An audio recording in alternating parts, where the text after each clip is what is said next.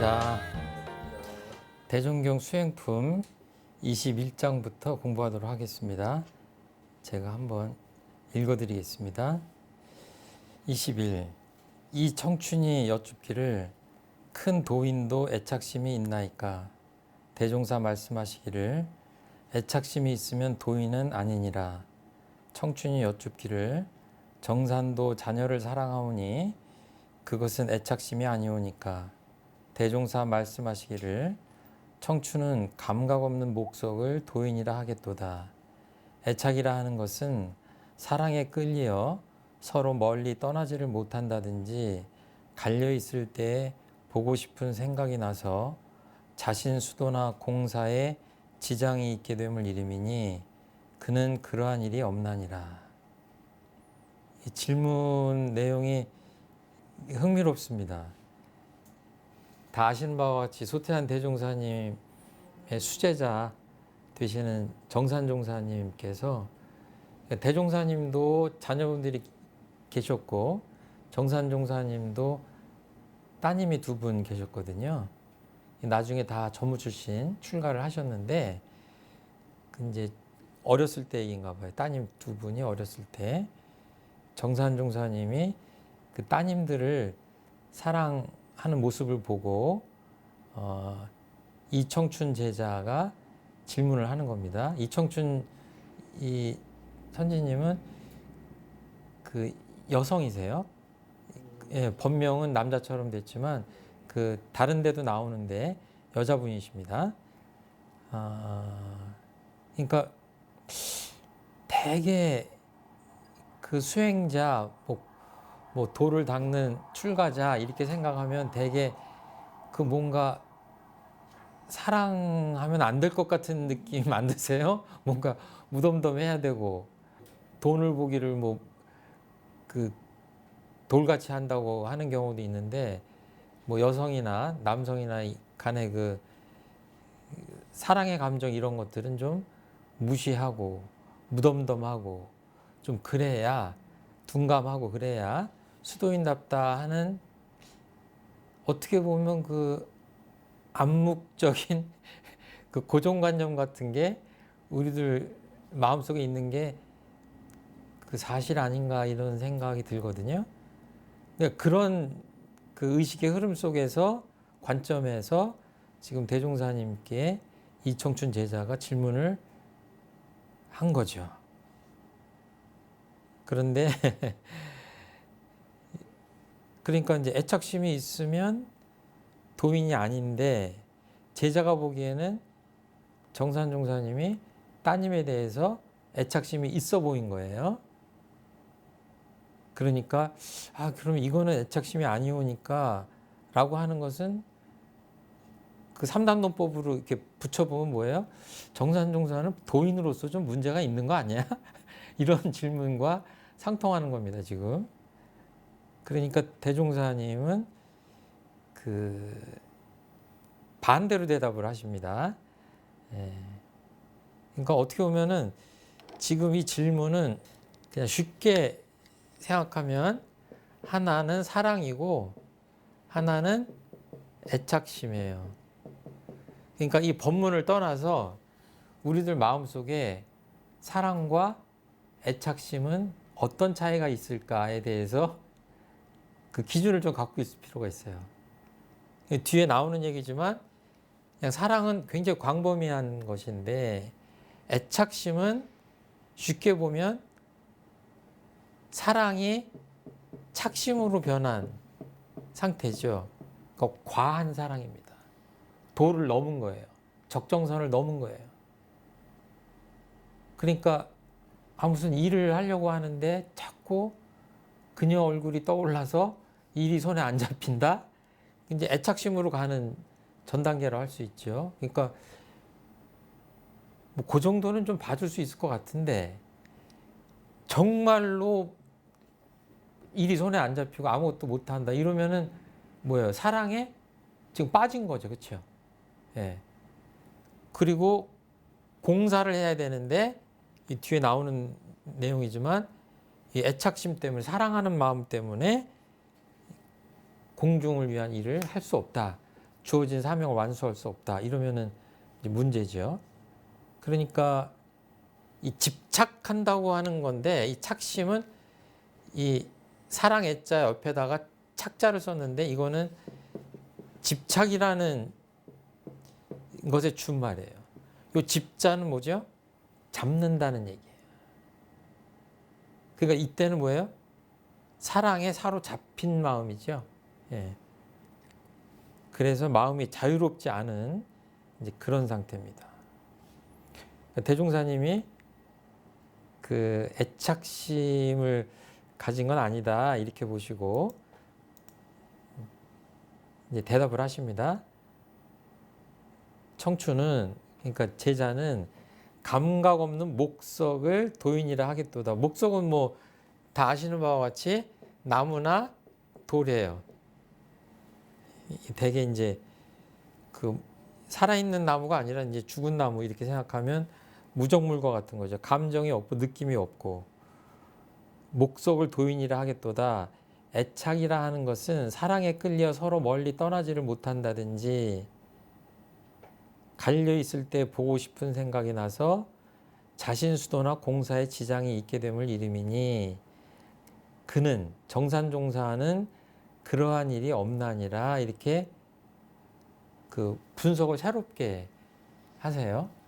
어떠세요? 그 우리 교도님들은 그 배우자나 애인이 있다고 하면 자신을 너무 사랑해서 멀리 떠나지 않으면은 좀 사랑다운 사랑이라고 생각하시지 않나요? 좀 진한 사랑? 연애할 때 어떠셨어요? 오래돼가지고 예. 모든 것에 우선해서 나를 사랑하는 마음이 증명되면 좋겠다는 생각을 하는 것 같아요. 연애하는 연인들은. 예, 근데 이제 그 단계를 지나서 이렇게 좀 넓게 보면 너무 이렇게 집착된 사랑은 그것이 온전한 사랑인가 좀 뒤돌아볼 필요가 있는 거죠. 되게 출가자라고 하는 사람들은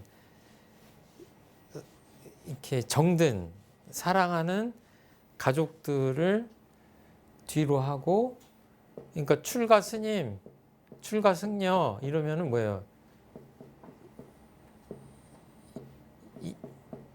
집착의 집은 아니지만 집을 떠나서 그러니까 부모님들이 아쉬워하겠죠.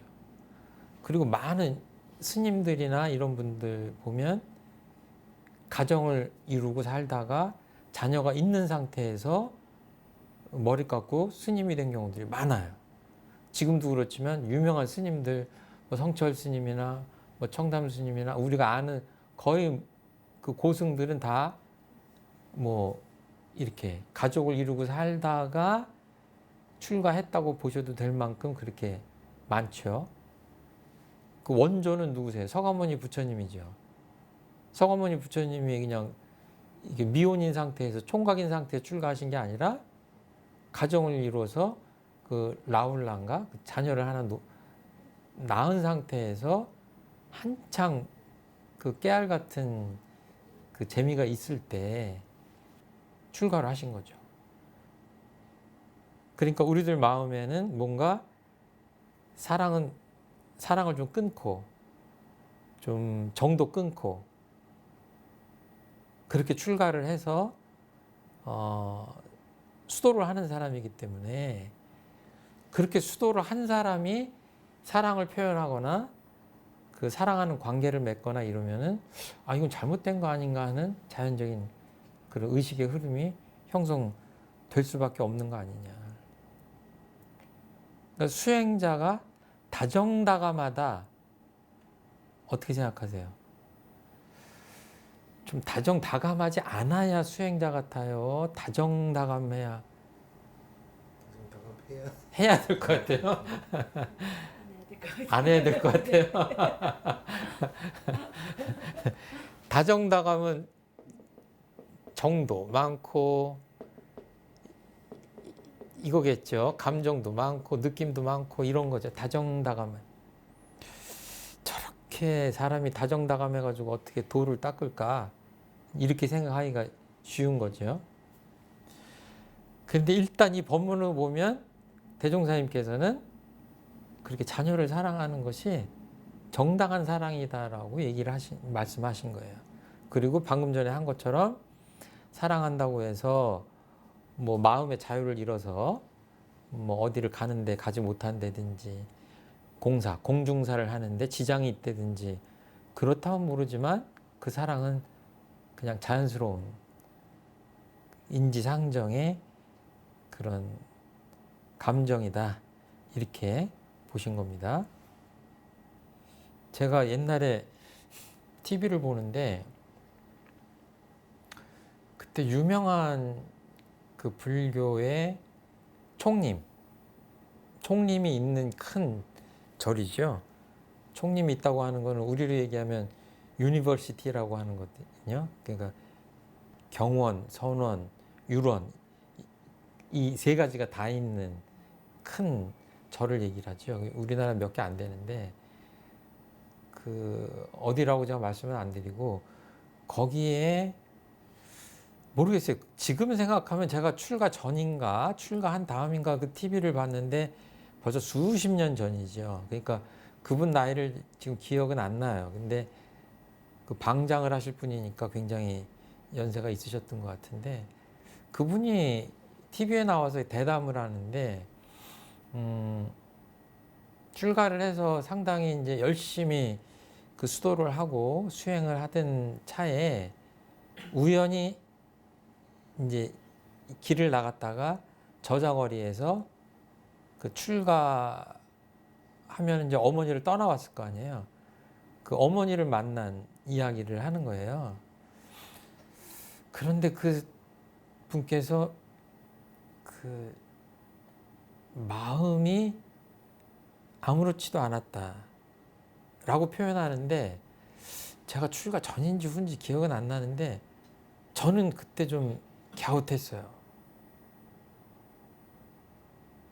그러니까 이 법문하고 대입을 하면 그분이 뭐 여러 가지 표현을 좀 생략하고 그렇게 표현하셨는지 모르겠는데 마음이 요란하지 않았다는 표현을 하신 건지는 모르겠는데 저는 좀 매정하게 느꼈습니다. 너무 냉담한 거 아니냐.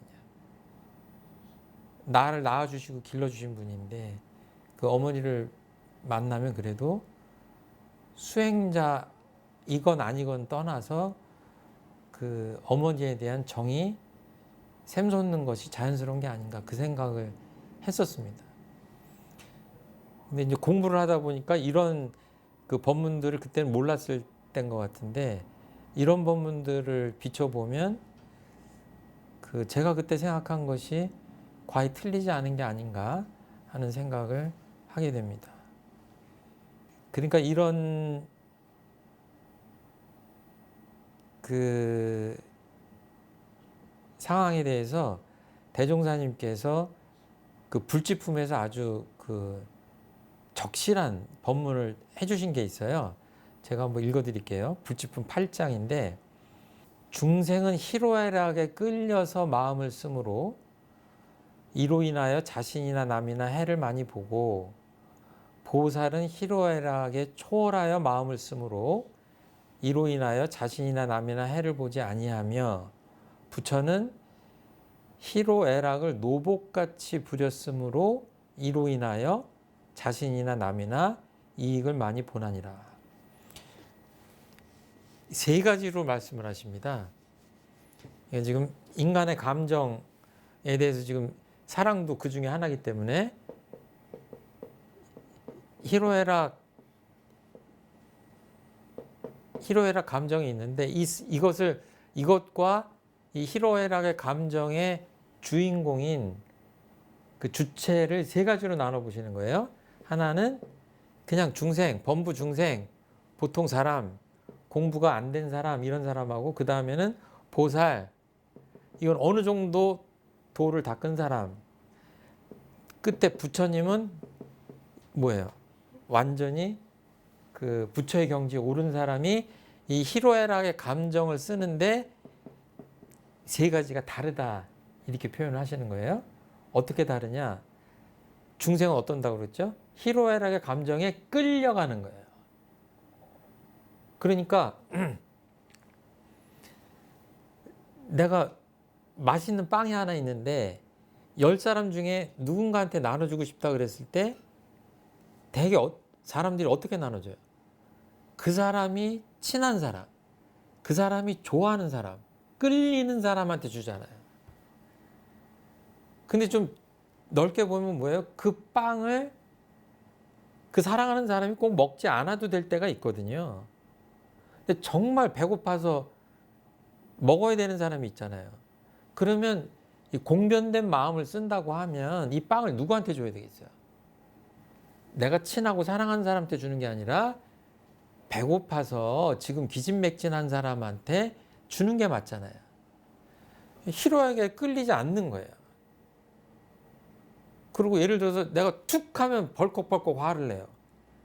그러니까 내가 사장인데 직원들이 결제마트로 올라오고 그러다가 오늘은 저 최 사장님한테 결제 맡으러 가면 무조건 노다. 왜? 저 사람은 승질나면 다 노야. 그리고 또 뭐 기분 좋은 게 있으면 또 다 예스야. 그럼 결제를 언제 하러 오겠어요? 기분 좋을 때 싱글벙글 할 때 올 거 아니에요? 최 사장이 싱글벙글 할 때. 그럼 그 회사가 어떻게 되겠어요? 그 회사가 제대로 될 리가 없죠.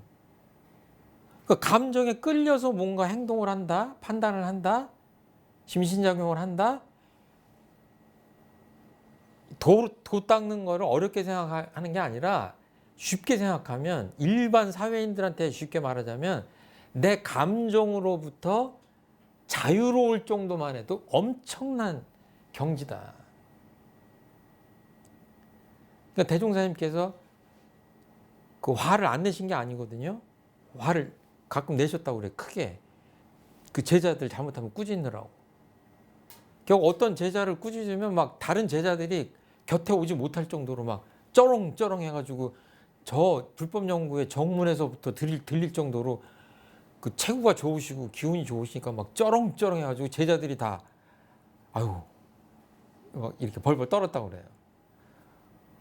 그런데 그 다음에 이제 그 제자 나가고 다른 제자가 들어오거나 아까 야단 맞았던 제자가 다시 오거나 그러면 그때는 또 봄바람처럼 그렇게 또 대해 주셨다는 거예요. 그러니까 뭐예요? 그 다른 제자들은 야단칠 필요가 없어서 북돋아 주려니까 싱글벙글 이렇게 춘풍화기로 대하시고 또 아까 야단쳐서 뉘우쳤다고 하면 더 뉘우칠 필요가 없잖아요. 이제 긍정적 에너지를 줘가지고 북돋아 줘야 되잖아요. 사기를. 그러니까 우리들이 어때요? 한번 화를 내면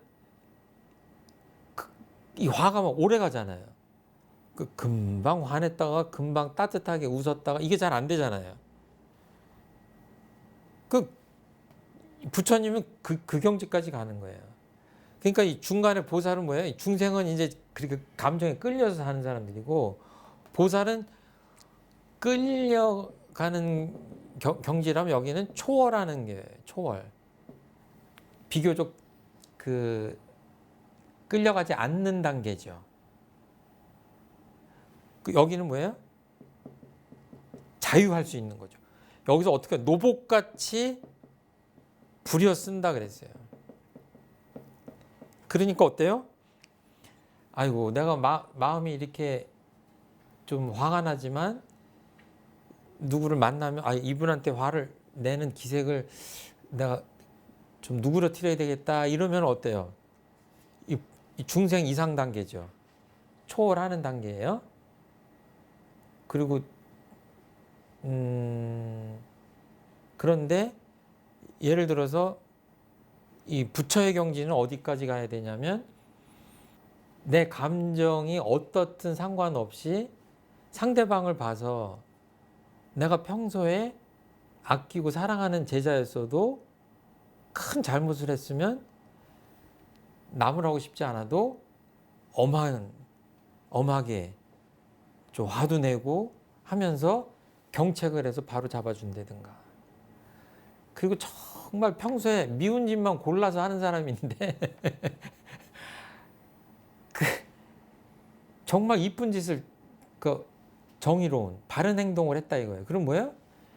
그동안에 그 사람이 어떤 일을 했든 거기에 물들지 않고 그 고정관념으로부터 자유롭게 정말 잘했다고 따뜻하게 칭찬해주고 북돋아주고 자비롭게 해줄 수 있고, 그러니까 그 상황에 맞게 법도에 맞게 이렇게 감정을 발현할 수 있다.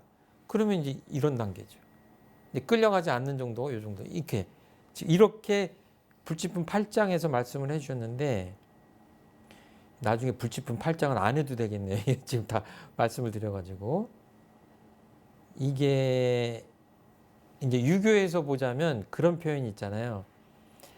희로애락 미발 위지 중이요, 이런 표현이 있어요. 중용에 보면. 이거 가끔 제가 자주 소개시켜 드리는 표현인데, 거의 이 법문과 비슷해서 희로애락이 아직 바라지 않은 거를 일러서 중이라고 한다. 그러니까 이게 좋아하는 교도님을 만나면 좋아하는 마음이 나오겠죠. 그리고 뭔가 화나는 경계를 대하면 화가 나겠죠. 그런데 이 미발의 상태는 어디예요? 희로애락이 감정이 아직 바라지 않은 상태. 뭐예요? 그 경계를 대하기 전에는 아무 요동이 없는 거 아니에요. 움직임이. 그 상태를 중이라고 했어요. 그러니까 불교적으로 얘기하면 한마음 내기 이전이라고 하는 거죠. 그리고 요 다음에 뭐라고 했냐면 발익의 중절, 그러니까 절도에 딱딱 맞는, 절도에 딱딱 맞아서 희로애락을 바라는, 그 감정을 바라는 마음을 쓰는 거를 뭐라고 하냐면 화다 그래요. 그러니까 저 사람은 참 사람들하고 화를 잘해. 그럴 때 그 뭐 이화자를 쓰기도 하지만, 이 화를 잘해 그러면은 조화롭게 행동을 한다는 얘기잖아요. 그건 뭐예요? 내가 기쁜 마음을 낼 때 기쁜 마음, 슬픈 마음 낼 때 슬픈 마음, 화내는 마음 낼 때 화내는 마음, 사랑하는 마음 낼 때 사랑하는 마음을 그때 여러 가지 감정을 어때요? 때에 따라 상황에 따라 법도에 맞게 딱딱 내는 사람이 어때요? 중화를 잘하는 사람이죠. 그러니까 오늘 그 일터에서 엄청나게 억울한 일을 당했어요. 그 내가 그냥 변명도 못하고 억울한 경계를 당한 거예요. 퇴근해가지고 집에 가서 목욕하고 자려고 하는데 잠이 안 와. 새벽까지. 그럼 뭐가 안 된 거예요? 예, 희로애락이 내 마음대로 지금 안 된 거예요. 억울한 마음, 화나는 마음이 있을 거 아니에요. 분한 마음이. 그런데 잔다고 하면 뭐예요? 어떻게 해서든지 그 마음을 비워버리든지 녹여버리든지, 설사 내일 또 연장을 하더라도 다른 생활에 지장이 너무 있으면 안 되잖아요. 그러면 아까 보살 단계 정도는 돼야 초월을 하고 이제 잠을 자는 거잖아요. 그러니까 가만히 보면 이게 말은 다 쉽지만, 희로애락으로부터 자유롭다고 하는 것이 말은 쉽지만 굉장히 쉽지 않은 경지다. 평소에 훈련을 잘 해야. 그러니까 개교의 동기에서는 저 물질의 노예 생활, 이런 표현이 나오는데 끌려가는 거죠. 그러니까 아까 희로애락 감정에 끌려가는 게 중생의 단계라고 그랬잖아요. 그러면 다른 표현으로 하면 뭐죠? 개교의 동기 대입하면 감정의 노예라고 할 수 있는 거예요. 만약에 공직자가, 큰 조직을 이끄는 공직자나 리더가 이렇게 감정의 노예가 된다 그러면 뭐예요? 조직 자체가 위험스럽죠. 굉장히 꺼려야 되는, 피해야 되는 일이다. 그러니까 끌려가면 안 됩니다. 끌려가면 안 돼요. 내 마음 안에 어떤 감정이 나는 것까지는 괜찮은데 끌려가면 안 된다. 끌려가면 집착한다고 하는 거는 끌려간다는 거거든요. 놔야 되는데 놓지 못한다는 얘기거든요. 끌려가면 어디로 가요? 최고의 구렁텅이로 빠지는 겁니다. 끌려가면 안 돼요. 내가 가는 건 좋아. 내 자유의지로. 그러려고 마음 공부하는 거거든요. 예. 그러면 모든 욕심을 내지 말아야 되냐 이런 얘기도 할 수 있는데 대개 사람들은 대개 쓸 때 이거 욕심이라고 하고 이 밑에 마음 심자가 붙은 욕심도 있거든요. 그러면 제가 보기엔 이거는 욕구 그럴 때 예를 들어서 꼭 맞는 말은 아니지만 영어로 needs라고 그러잖아요. 내가 배가 고파요. 밥을 먹고 싶어. 음식을 보니까 마음이 끌려가. 이게 지금 잘못된 거예요. 크게 잘못된 거 아니에요. 예, 먹어야 사니까. 예. 그런데 이런 거를 욕심이라고 한다면 굳이 나눠서 표현한다면 충분히 먹어서 배가 불러 지금. 그런데 너무 좋은 디저트가 눈앞에 있어. 그때 끌려가서 먹고 싶은 마음에 끌려가서 먹고 또 먹고. 그러니까 술도 한 잔, 두 잔, 세 잔 계속 끌려서 먹는다 그러면 뭐예요? 욕심에 끌려가는 거예요, 이때는. 여기 끌려가면 뭐예요? 이제 최고의 나락으로 빠진다 이렇게 보시면 되는 거예요. 그러니까 이 법문의 시작은 그 제자 정산이라는 제자가 그 어린 딸을 이뻐하는 사랑하는 것에서 지금 출발했는데 이 감정이 자연스럽게 사람이라면 나오는 것이고 또 그거를 자연스럽게 법도에 맞게 쓰는 것은 잘못이 아니다. 그 문제는 뭐냐? 거기에 너무 집착해서 끌려갈 때 문제가 되는 거다. 그러니까 희로애락도 자유롭게 써야 된다. 이제 이렇게 정리하시면 될 것 같아요.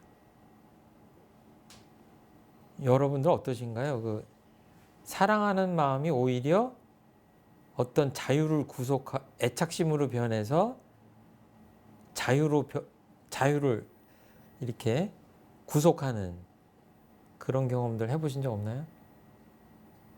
자유가 많이 구속당하죠. 요즘은 안 그러실 것 같은데. 아니 그 구속당. 구속당해요. 특히 또 자녀 사랑. 그렇게 했던 것 같아요. 예, 도대체 어디까지가 사랑이고 어디까지가 애착인지 어디부터 그걸 가늠하기가 참 쉽지 않죠. 혹시 느끼신 거나 질문하실 거 있으시면.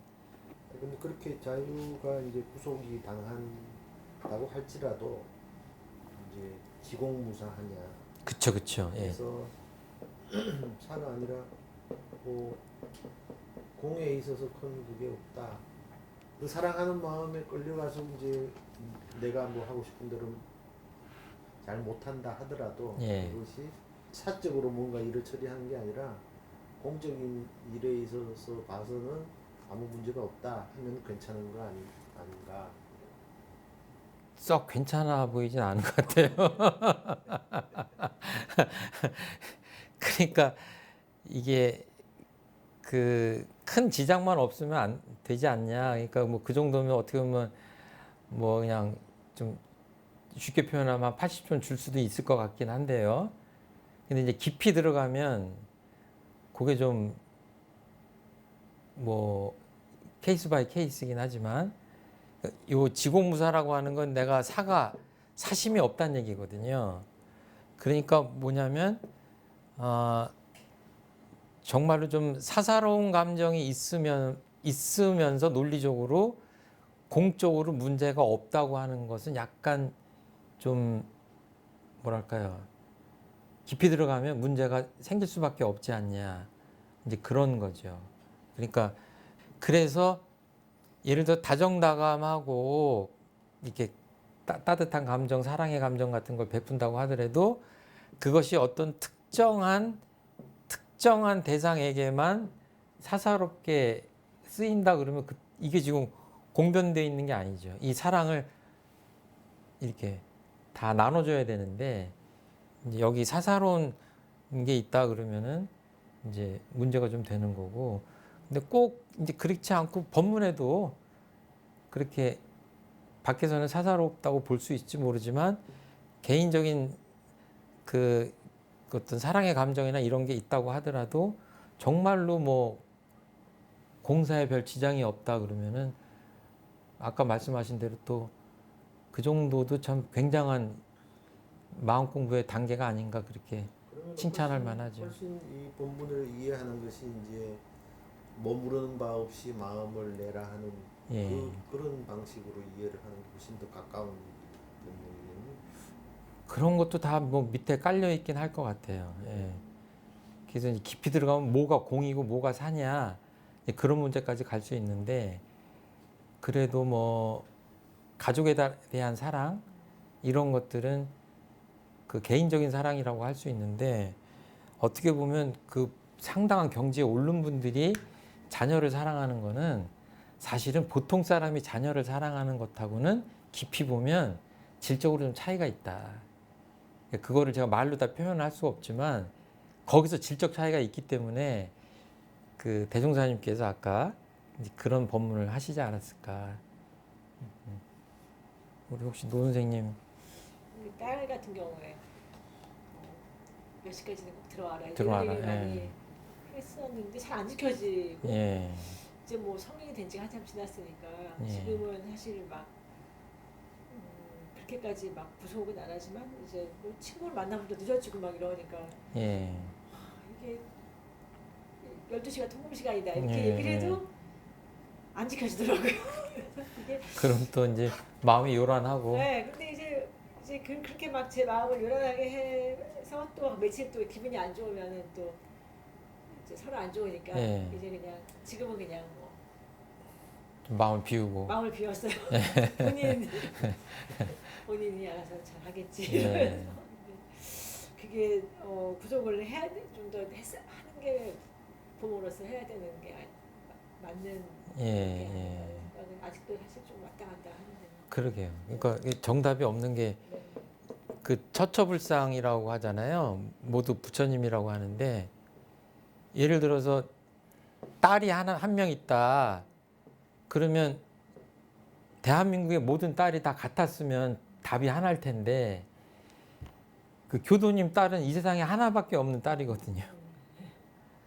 그러니까 그 부처님 딸 부처님한테 어떻게 불공을 해야 되는지는 사실은 아주 그 미묘한 그 사람의 특성이나 가정의 상황 이런 것들 그 인간관계 속에서 그 아주 굉장히 델리케이트한 그런 문제인 것 같아요. 그래서 뭐라고 말씀은 드릴 수가 없는데 분명한 거는 사랑을 주는 입장에서는 어디까지가 사랑이고 어디까지가 구속인지 정말 자녀의 앞날을 위해서 이렇게 구속을 하는 것이 정말 나중에 좋은 인과관계를 볼 때 좋은 결과를 맺을 거라는 확신이나 이런 것이 있으면 좋겠는데 그 확신 갖기가 어렵잖아요.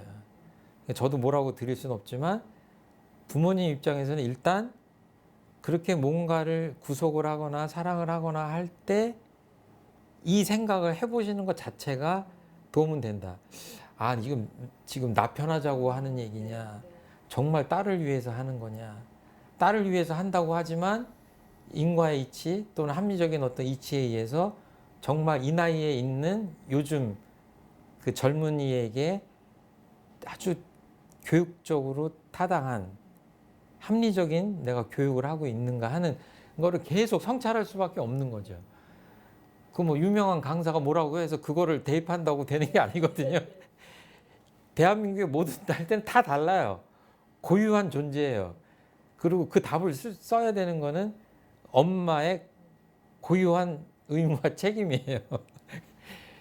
그러니까 뭐 정해진 답을 갖다가 적용하는 것보다는 이런 법문 이렇게 보시면서 아, 내 마음도 깊이 보고 그 딸의 마음도 깊이 보면서 어디까지가 정말 그 온전한 사랑이냐 하고 좀 따져보는 것 자체가 좋은 결론에 도달하기 위한 과정 아니냐. 그냥 그 정도로 대답을 하겠습니다. 예.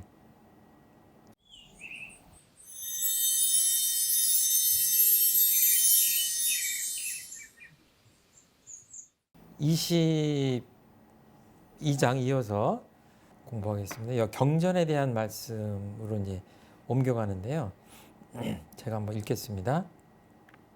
대종사 말씀하시기를 세상 사람들은 경전을 많이 읽은 사람이라야 도가 있는 것으로 인증하여 같은 진리를 말할지라도 옛 경전을 인거하여 말하면 그것은 미덥게 들으나 쉬운 말로 직접 원리를 밝혀줌에 대하여는 오히려 가볍게 듣는 편이 많으니 이 어찌 답답한 생각이 아니리요.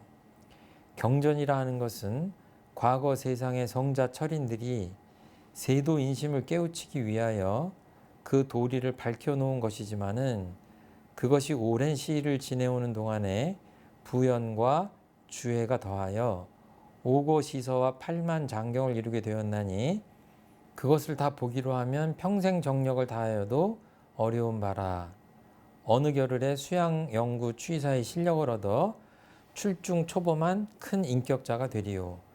그러므로 옛날 부처님께서도 정법과 상법과 계법으로 구분하여 법에 대한 시대의 변천을 예언하신 바 있거니와 그 변천되는 주요 원인은 이 경전이 번거하여 후래 중생이 각자의 힘을 잃게 되고 자력을 잃은 데 따라 그 행동이 어리석어져서 정법이 자연 쇠하게 되는지라.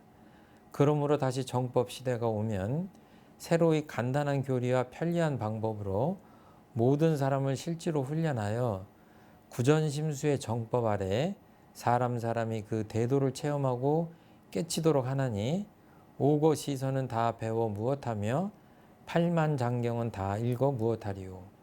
그대들은 삼가 많고 번거한 옛 경전들의 정신을 빼앗기지 말고 마땅히 간단한 교리와 편리한 방법으로 부지런히 공부하여 뛰어난 역량을 얻은 후에 저 옛 경전과 모든 학설은 참고로 한번 가져다 보라.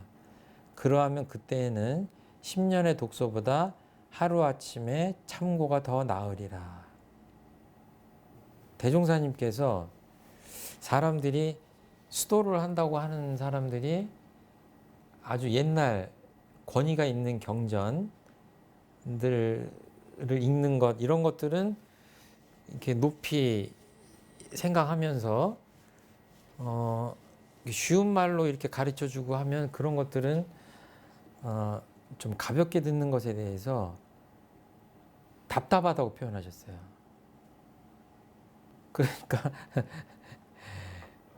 예를 들어서 제가 막 사서삼경이나 불경이나 이런 것들을 막 한자로 막 써서 강의를 하면 듣는 사람들이 사실 솔직히 얘기하면 잘 알아듣지도 못하면서 저 강사는 참 유명한가 보다.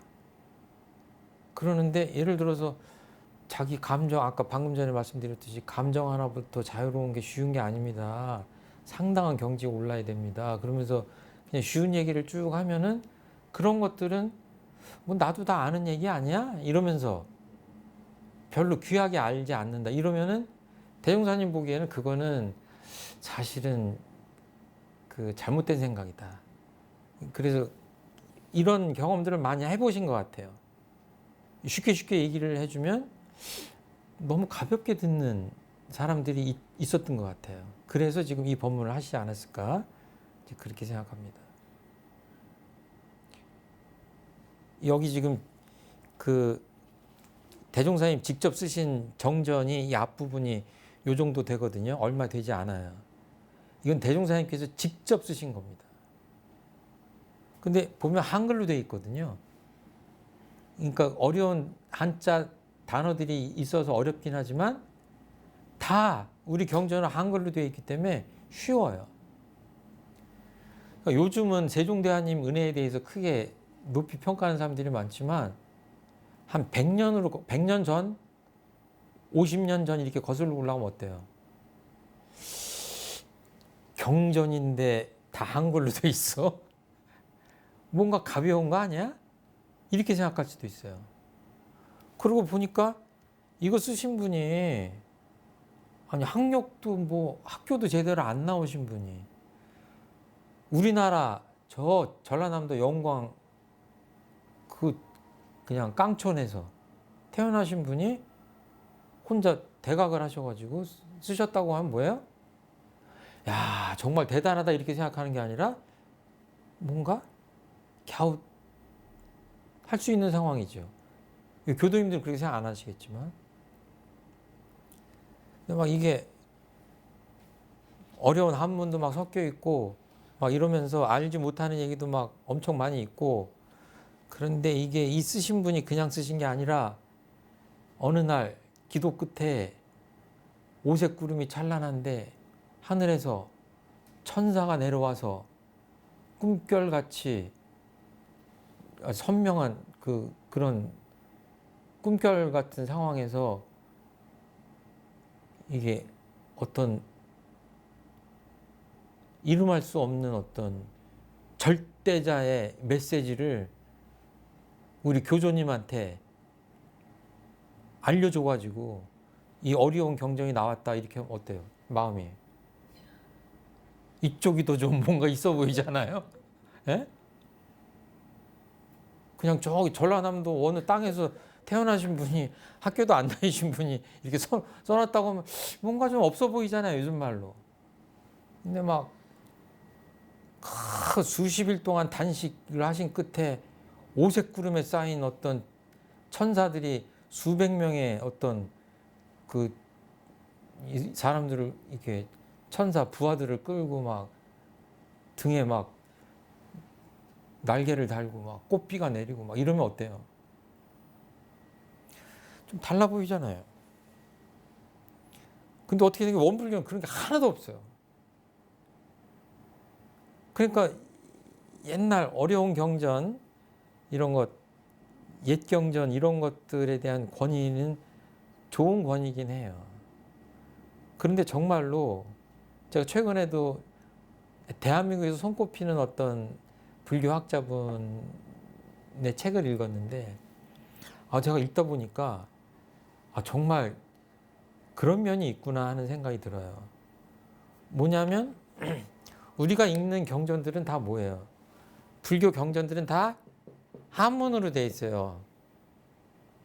근데 그 이전에는 뭐예요? 인도의 산스크리트어예요. 근데 보면 그 당시에 서가모니 부처님이 산스크리트로 했냐? 지역이 넓어가지고 이쪽에 많이 쓰였던 공식적 언어, 나중에 공식적 언어, 인도의 공식적 언어가 됐을 뿐이지 그 불교학자들이 얘기하는 거는 원래의 서가모니 부처님이 하셨던 걸 이해하려면 빨리어라고 하는 그 새로운 언어 체계를 이해하지 않으면 안 된다는 얘기예요. 그러면 이게 넘어와서 지금 그 유명한 학자들이 중국에서 한자로 다 옮긴 거 아니에요. 그게 우리한테 와서 어때요? 한글로 다시 번역된 거 아니에요. 그러니까 제가 너무 당연하게 불교의 교리로 알고 있었는데 그 유명한 정말 이런 언어에 정통한 분이 얘기를 하시는 거 보니까 흔들리는 거예요. 우리가 당연하다고 생각했던 가르침이 학자가 보기에는 정말로 그 말씀을 하셨는지 확인할 수 없다 이런 얘기를 하시는 거예요. 이러니까 이게 쉽지 않은 거예요. 거슬러 올라가면 어떻게 돼요? 사실은 이제 이 사이에 영어가 있어가지고 이것들을 공부한 영어학자들이 영어를 하면 요즘은 이 영어를 보고 한국 학자들이 하는 경우가 많죠. 근데 역사적으로 보면 뭐예요? 발리어에서 예를 들어 색즉시공이다라고 하셨으면 이것이 산스크리트어로 뭘로 옮겼는지를 확인을 해야 되고 어떤 의미의 변질이 있었는지도 찾아내야 되고 이것이 과연 한자로 옮겼을 때는 온전히 옮겨졌냐도 알아야 되고 이것이 또 한글로 우리가 이해하는 거는 또 한글 나온 지가 얼마 안 되잖아요. 몇백 년 밖에. 야, 이렇게 들어가기 시작하면 그리고 뭐예요? 우리가 생각하는 수많은 대승경전은 뭐예요? 석가모니 부처님이 직접 설하지 않은 분도 경도 많습니다. 유경도 섞여 있고 그 팔만대장경 안에 정말 오리지널한 석가모니 부처님의 가르침이 온전하게 우리한테 지금 2500년 후에 우리한테 지금 전달되고 있는가를 따지면은 야 이거 얘가 간단치 않다.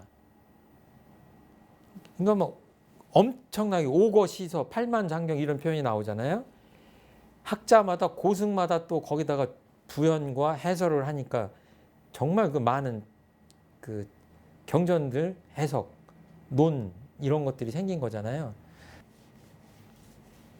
그럼 처음으로 거슬러 올라갑시다.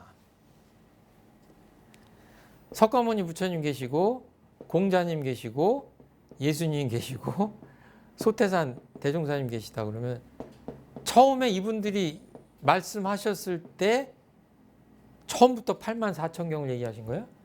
아니잖아요. 예수님이 얘기하셨다 그러면은 그냥 신약 성경을 다 얘기하신 거예요? 아니에요. 그 마태, 마가, 누가 이 복음서 이런 거 보면은 복음서가 4개인가 5개 되잖아요. 사복음서. 똑같은 예수님의 말씀을 4사람이 다르게 들었기 때문에 4가지 복음서가 있는 거예요. 그러니까 제대로 압축하면 뭐예요? 4분의 1로 줄어야 맞아요. 그런데 이거를 증명할 수 없으니까 뭐예요? 믿을 만한 그 판본 4가지를 그냥 종합해서 공부하는 거잖아요. 그렇죠? 처음에 말씀하실 때는 굉장히 소박한 거죠. 양도 적고. 그럼 우리가 부처님을 모시는 소태한 대종사님 어떠세요? 마찬가지죠. 그냥 이 경전에 있는 것들을 쉽게 말씀하신 거예요. 그리고 여기 보면 수양연구 취사의 실력을 얻어 이런 표현이 나오고 뒤에 보면 새로이 간단한 교리와 편리한 방법으로 모든 사람을 실제로 훈련한다 이런 표현이 나와요. 그러니까 대종사님이 정전에 보면 이 훈련법에 대해서 어마어마한 그 분량을 할애하시잖아요. 이건 왜 그러냐? 자, 잘 들으세요.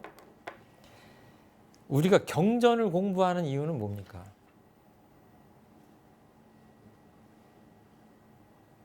지식을 쌓으려고 하는 게 아니잖아요.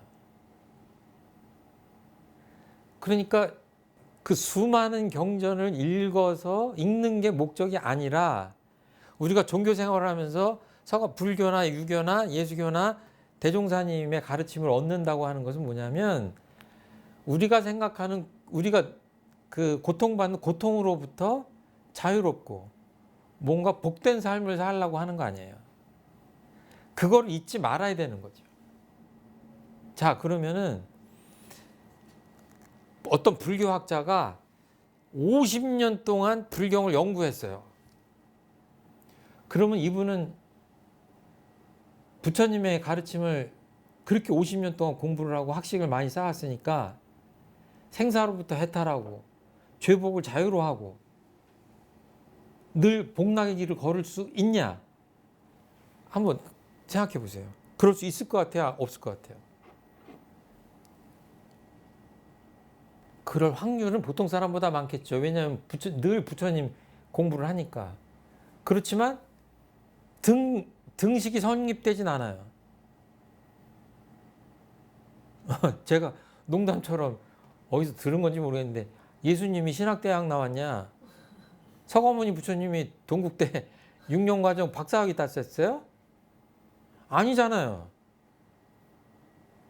대종사님이 교학과 나오셨냐고.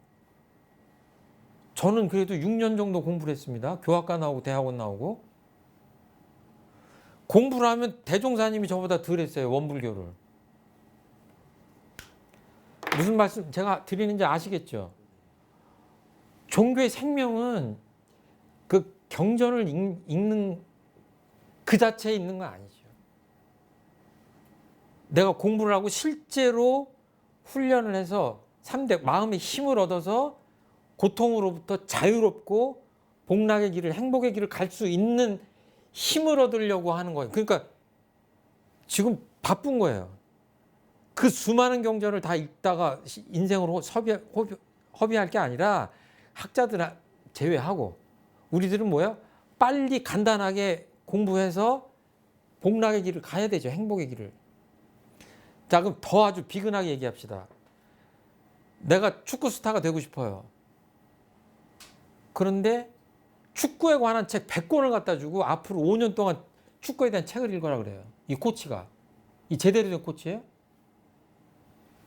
그 잘못된 거죠. 학위를 딸 수 있을지언정 축구 선수를 만들 수가 없는 거예요. 아침에 일어나서 몸 푸는 거 가르쳐주고 기초 체력 하는 거 가르쳐주고 그 다음에 전술 훈련도 알려주고 뭐 이런 것들 저런 것들 다 가르쳐주고 그러면서 이게 이런 책도 있고 저런 참고서도 있고 우리 축구에 관계된 책들이 있다. 이것도 읽어야 된다. 이렇게 골고루 빨리빨리 해서 알려주는 코치가 맞는 코치죠. 테니스 축구를 배우는데 책을 100권 갖다 주고 읽으면 된다? 안 되는 거 너무나 뻔히 알잖아요. 부처님이 되고 예수님 제자가 되고 소태한 대종사님 심통 제자가 되는데 그 옛날 권위 있는 경전만 보고 앉았다? 그거는 그냥 일부분에 불과하다. 아주 쉬운 예를 들어서 지금 제가 말씀드렸습니다. 그래서 빨리 이분들이 말씀하고자 한 그 결론에 빨리 도달해야지 그 중간 단계에서 너무 경전에 에너지를 소모하면 그거는 아닌 것 같다. 예. 지식에 빠질 필요는 없다. 이 본문 읽으시면서 혹시 느끼신 거나 질문하신 거나 제가 지금 빠뜨린 게 이제 정법, 상법, 계법 이렇게 해가지고 하는 표현이 나오는데 이제 쉽게 생각하면 정법 시대에는 뭐냐면 이런 분들이 살아계셨을 때예요. 그리고 이분들이 가르쳤던 그 전통이 생생하게 살아있을 때, 그러니까 가르침도 있고 또 수행도 있고 깨달음도 있고 이랬을 때고, 뒤로 가면 뭐예요? 가르침은 살아있는데 깨우침이나 실행이 없어서 이제 제대로 이분들이 목적한 목적지에 도달하지 못하는, 이제 말법 시대로 가면 어떻게 했어요? 이제 계법이나 말법이라고 하는데, 이때는 그냥 온갖 경전만 남아가지고 경전 속에서 길을 헤매게 되는 그런 정도가 되면 뭐예요? 그 말법 시대, 계법 시대라고 할 수 있는 거예요. 그러니까 그거를 500년, 1000년으로 잡거든요. 그래서 지금 불교로 보면 지금이 이제 말법 시대다라고 할 수 있는데, 그렇게 되면 뭐예요? 새로운 성자들이 나오셔서 아주 간단 명의한 그런 가르침을 다시 펴시고 실질적인 훈련을 해가지고 마음의 힘을 얻어서 이제 부처님의 경지에 빠르게 도달할 수 있는 새로운 가르침이 등장하는 거죠. 저희들은 어떻게 생각해요? 소태한 대종사님이 그런 스승님이다 이렇게 생각하고 저희들이 이제 신앙을 하고 수행을 하는 거죠. 이렇게 보시면 됩니다. 대종사님께서 답답하시다고 표현하셨는데 우리들이 이렇게 답답하게 살면 안 될 것 같아요. 여기 경전이라고 하는 건 옛날 그 불교 서적을 이야기하는 것이지만, 뭐 경전이라고 하는 것들은 뭐 다 아시잖아요. 그 불경은 경자가 다 붙어 있습니다. 그리고 유교 같은 경우에도 사서삼경 그러죠. 그런데 거기 주해나 해석이 붙어가지고 뭐 엄청난, 예. 주로 이제 유교 같은 경우에는 주희라는 주자가 가장 많이 그걸 했다고 하는데, 정말 그거를 보통 사람들은 모르지만 그 경전에 달린 그 주석서들은 엄청나게 많습니다. 예를 들어서 노자 도덕경 그러면 본래 글자는 몇백 자 안 되는데 역사적으로 막 수백 권의 책이 나왔을 겁니다. 그런데 그거를 그 경전들을 다 그 경전에 대한 주해서 해설서를 다 봐야 그 교조 원래 성인의 깊은 마음에 도달할 수 있다고 한다면 그거는 문제가 있다 이렇게 생각하는 거죠. 다 읽을 필요는 없지만 그래도 참고, 여기 교전에 보면 예. 불조요경이라고 그렇죠. 예. 읽어야 될 경전 요거는 꼭 읽으라 하고 예. 넣어주신. 예, 그 정도는. 그러니까 최소화한 거예요. 네. 최소화해서.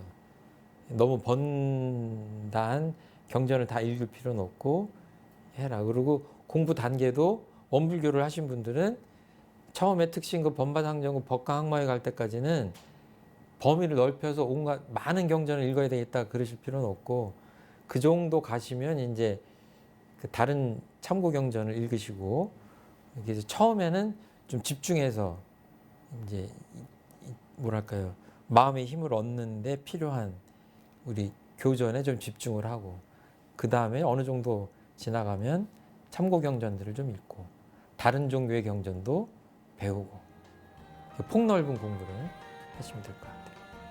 여기까지 할까요? 예. 감사합니다.